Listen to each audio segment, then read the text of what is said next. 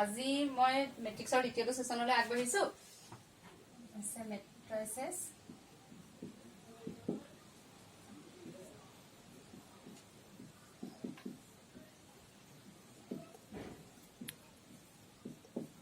মৌলকক্ষ কালি আমি শিকাইছিলো মৌলকক্ষৰ ওপৰত যিখিনি ধাৰণা সেইখিনি দিয়া হ'ল আজি শিকাম বিভিন্ন প্ৰকাৰৰ মেট্ৰিক্স টাইপছ অফ মেট্ৰাইচিছ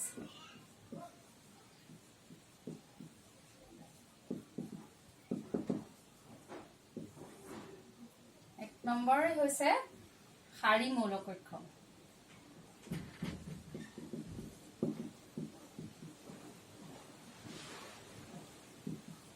শাৰী মৌলকক্ষ অৰ্থাৎ এনেকুৱা যিটো টাইপ 1 0 -2 অকল এটা শাৰী আছে এইটো হৈছে শাৰী মৌলকক্ষ দুই নম্বৰটো স্তম্ভ মৌলকক্ষ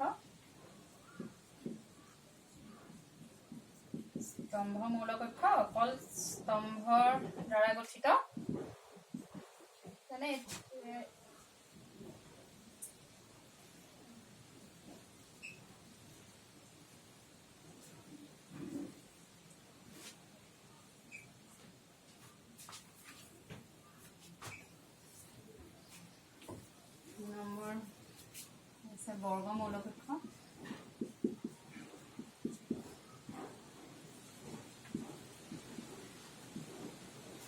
বৰ্গ মৌলকক্ষ অৰ্থাৎ ইয়াৰ শাৰী আৰু স্তম্ভৰ সংখ্যা সমান সমান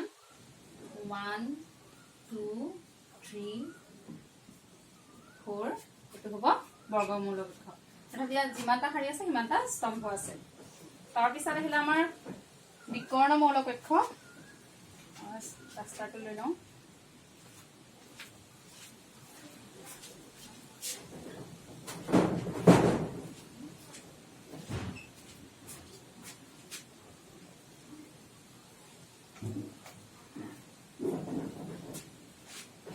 বিকৰ্ণ মৌলকক্ষ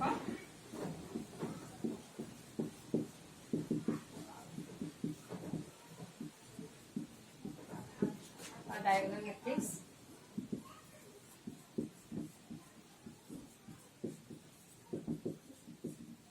বিকৰ্ণ মৌলকক্ষত হৈছে কি যে অকল কৰ্ণত থকা মৌলকেইটা নন জিৰ' নাম্বাৰ হয় আৰু বাকিবোৰ 0 3 0 0 4 বাকি কেইটা নাম্বাৰ 0 আৰু কৰ্ণত থকা মৌলকেইটাহে কিবা সংখ্যা আহিব পাৰে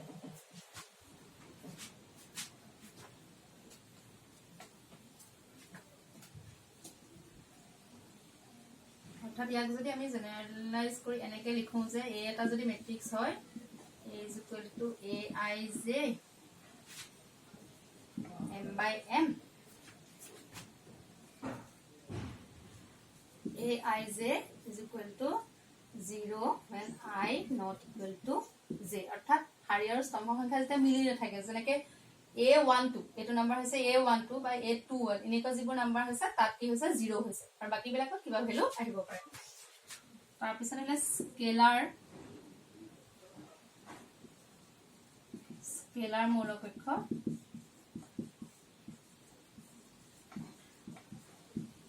স্কেলাৰ মৌলকক্ষ এক প্ৰকাৰ বিকৰ্ণ মৌলকক্ষ বা ডায়াগোনাল মেট্ৰিক্স ইয়াত খালি কি হয় যিগিটা ডায়াগোনালত এলিমেন্ট আহে সেই এলিমেন্ট গিটা একে হয় ইয়াত যেনেকে 3 4 বেলেগ হ'ব পাৰিছিলে কিন্তু ইয়াত একে হ'ব লাগিব বাকিখিনি 0 হ'ব কিন্তু এ নাম্বাৰ গিটা সেম নাম্বাৰ হ'ব অৰ্থাৎ 3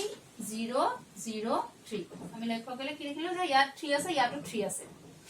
অৰ্থাৎ ইয়াতো এটোৱে ক'ব পাৰিম যে a is equal to aij m by m aij is equal to 0 when I not equal to j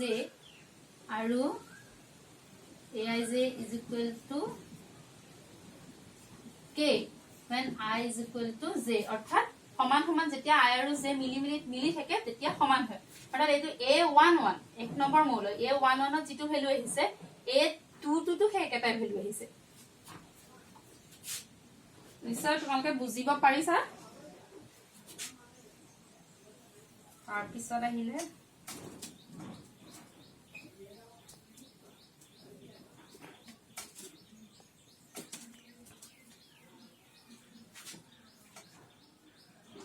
অভেদ মৌল কক্ষ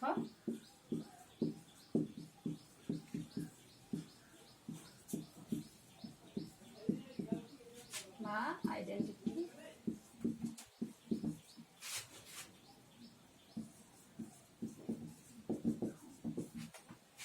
ইউ এক প্ৰকাৰ ডায়াগোনাল মেট্ৰিক্সে বা স্কেলাৰ মেট্ৰিক্সে কিন্তু ইয়াত বিশেষ কথাটো হ'ল কি ইয়াৰ যিটা ডায়াগোনাল এলিমেন্ট সেইকেইটা অন্য নাম্বাৰ হ'ব নোৱাৰে অকল 1 হ'ব লাগিব এটা এটো হ'ব পাৰে 1 মানে 1 by 1 মেট্ৰিক্স এটো 2 by 2 মেট্ৰিক্স আৰু এটো ঠিক তেনেধৰণে 3 by 3 matrix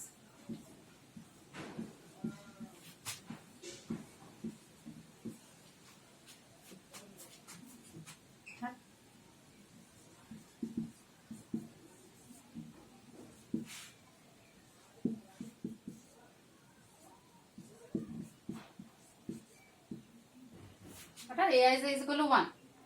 when I is equal to j আৰু বাকি বিলাক হৈছে 0 I not equal to j যেতিয়া হৈছে বিশেষ টাইপস অফ মেট্ৰিক্সেছ দেখিনি আছিল কবলগিয়া ইয়াৰ পিছত আহিলে মৌল কক্ষৰ সমাধান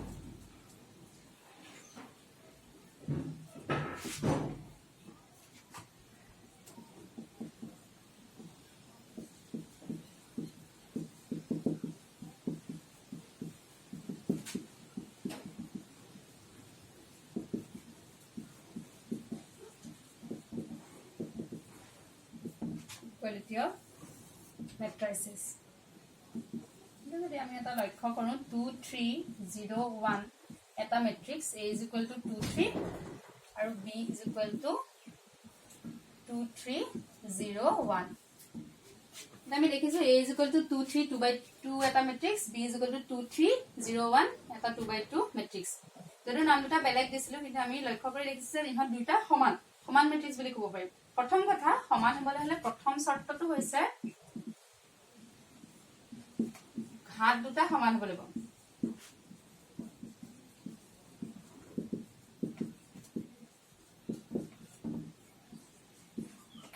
মানে u হৈছে 2 by 2 u হৈছে 2 by 2 প্ৰথম শৰ্তটো হেতু এটো নহয় যে ঘাতটো সমান হলে ম্যাট্ৰিক্স দুটা সমান হ'ব তাৰ পিছত আহিলে কি অনুৰূপ মৌলবোৰ একে হ'ব লাগিব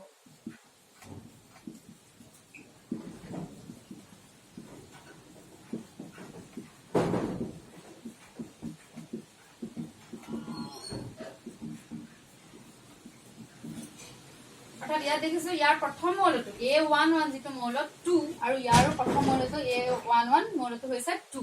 ইয়াৰ এটো পজিশনৰ যেটো মৌল ইয়াৰ সমান ইয়াৰ 3 ইয়াৰ 3 ইয়াৰ 0 ইয়াৰ 0 1 1 সমান কিন্তু এটোকে যদি মই ঘূৰাই লিখিলো হতে 3 টো কৰিলো হতে প্ৰথম শৰ্তটো মানিলো যে ঘাত দুটা সমান দ্বিতীয় শৰ্তটো যেটো অনুৰূপ মৌলবোৰ একে হ'ব লাগিব ই না মানে আৰু ইয়াত 2 আছে ইয়াত 3 আছে ইয়াত 3 আছে ইয়াত 2 আছে এটা সমান নহয় গতিকে আমি কি জানিলো যে ম্যাট্ৰিক্সৰ সমতা মৌল কক্ষৰ সমতা দুটা ম্যাট্ৰিক্স সমান হ'বলৈ হলে প্ৰথম শৰ্ত যে ঘাত দুটা সমান হ'ব লাগিব আৰু দ্বিতীয় কথা হ'ল অনুৰূপ মৌলবোৰ একে হ'ব লাগিব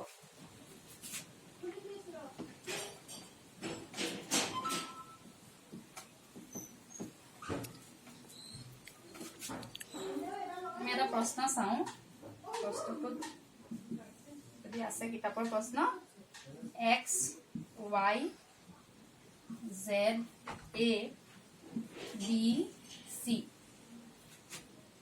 আৰু এফালে দিয়া আছে -1.5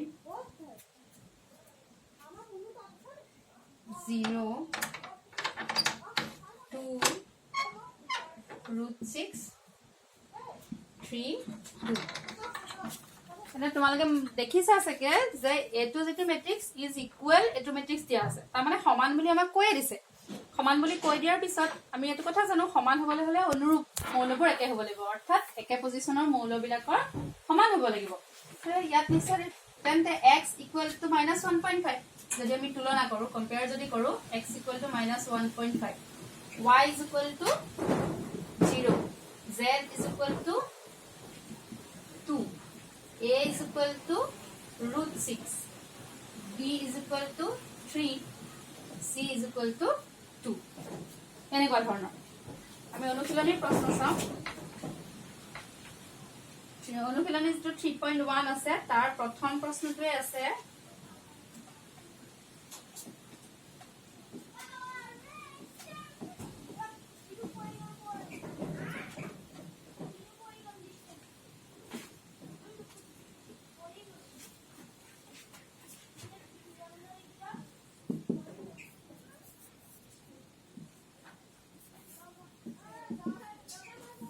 A is equal to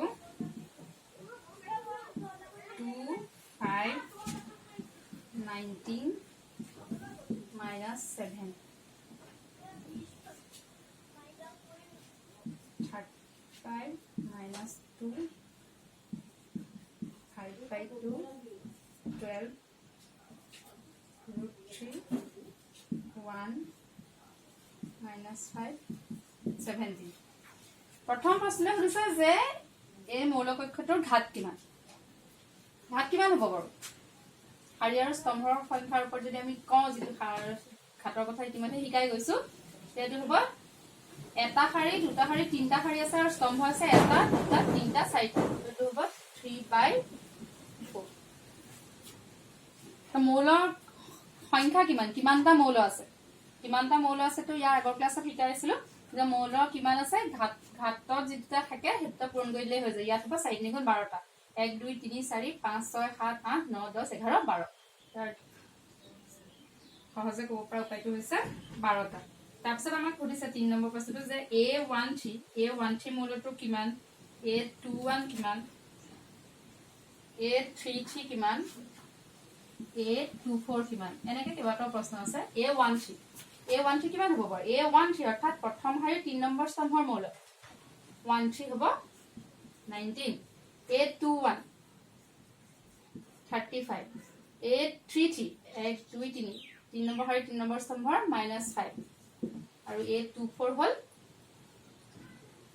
2 4 12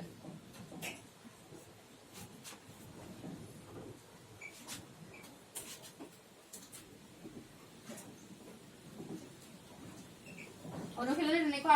আৰু কিবা প্ৰশ্ন আছে সেইখিনি প্ৰশ্ন তোমালোকে কৰিব পাৰিবা বুলি আশা কৰিলো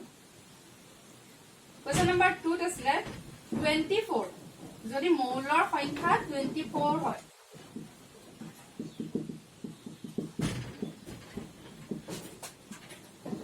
সম্ভৱপৰ ঘাত কি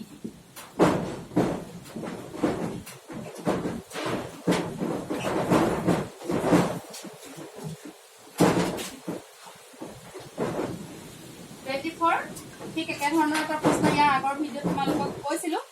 যে 8 যদি হয় কিমান হ'ব আমি চাব লাগিব যে 24 টো কোন দুটা সংখ্যাক পূৰণ কৰিলে 24 পাম হেতুৱে হ'ব সম্ভৱপৰ ঘাত ইয়াত হ'ব 24 1 * 24 24 24 * 1 24 গতিকে আমি আৰু পাৰিম গতিকে সম্ভৱপৰ ঘাত হ'ব এটা ক'ব পাৰিম 124 এটা 24 1 এটা 4 6 6 4 3 8 8 3 2 12 and 12 2 অনুশীলনীত আৰু প্ৰশ্ন কৰা আছে এইখিনি তোমালোকে চাবা আৰু মোক বাকিখিনি WhatsApp-ত তোমালোকে দিবা বুলি আশা কৰিলো ইয়াৰ পিছৰখিনি পিছৰ ভিডিঅ'ত শ্বেয়াৰ কৰিম